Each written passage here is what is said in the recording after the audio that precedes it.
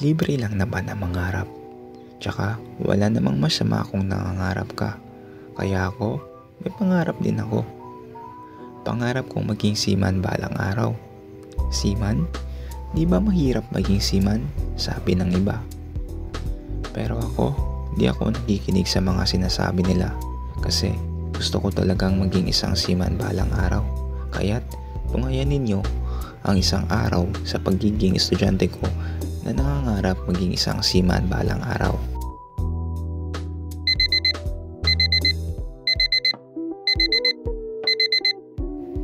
Ako si Anton at nag-uumpisa ang aking araw sa pagbangon sa aking higaan at pagre-ready na para pumasok sa aking paaralan.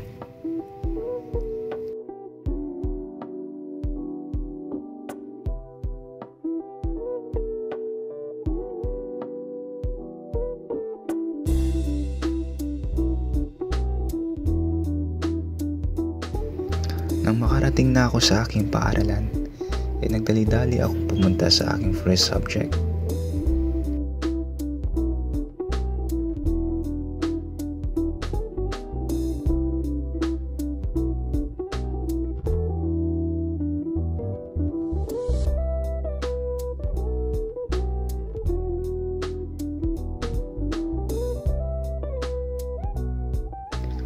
Ganadong-ganado ako dito sa aming leksyon ngayong araw dahil sinabi ng aming propesor ang mga benepisyo ng isang seaman. Tulad na lamang ng makakagala sa mundo ng libre, mataas na sahod, tsaka walang tax. Di nawawala ang kwentuhan tsaka kulitan sa pag-eeskwela. Kaya't pasalamat na lang sa Panginoon at ito ang aking mga circle of friends.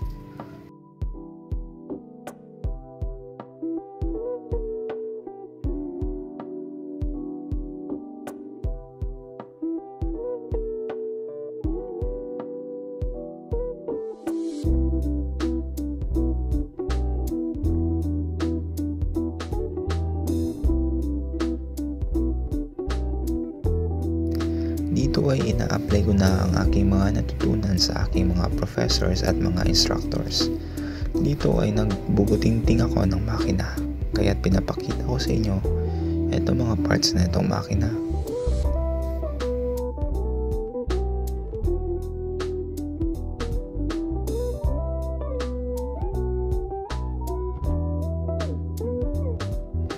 Hindi madali ang buhay sa kolehiyo, mahirap mag-aral. Mabuti na lamang at meron akong kaibigan na nagtutulungan kami upang magkaroon kami ng marami pang mga kaalaman sa larangang ito.